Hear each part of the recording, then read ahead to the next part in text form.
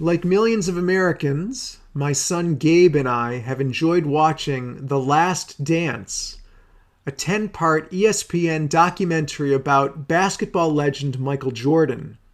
Jordan, along with coach Phil Jackson, who we know well in the New York area, Scottie Pippen, and others, led the Chicago Bulls to 6 NBA championships. Now, Jordan might have been the best to ever play the game, but the film documentary revealed that he was not. He was not the kindest person. He berated his teammates and others in the Bulls organization and was sometimes abusive. Other NBA players respected Jordan but did not necessarily like him because of his taunts and his trash talk. But perhaps more than anything else, it was grudges that drove Jordan both on and off the court. Just to give one example that was portrayed in the documentary, in one year the Bulls were playing the Seattle Supersonics in the finals, and it started in Chicago, and Michael Jordan was out with his good friend Ahmad Rashad, a sports reporter, for dinner. And the coach of the Seattle Supersonics, George Karl, happened to walk into the restaurant. And Michael Jordan and Ahmad Rashad, they notice, oh, look, there's George Karl. And George Karl, the coach of the other team, walked right by Michael and Ahmad, and he didn't say anything.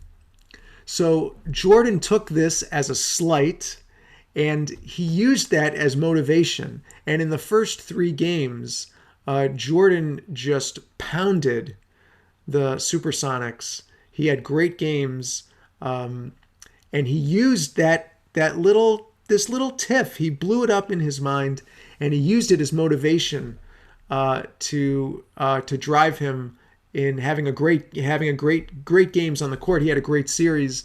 The Supersonics came back a little bit, but ultimately the Bulls won the series. They won another NBA championship. They won 4-2. So again, that's an example of how Jordan used grudges and resentments to push him to play his best. Now the Torah teaches that grudges are like poison to the soul if we hold on to them. The Torah teaches in Leviticus chapter 19, "You shall not avenge nor bear any grudge. You shall love your neighbor as yourself. I am the Lord." And that second verse, of course, is an iconic line. You shall love your neighbor as yourself. V'ahavta l'reacha kamocha. Jordan chose to fuel himself on resentment.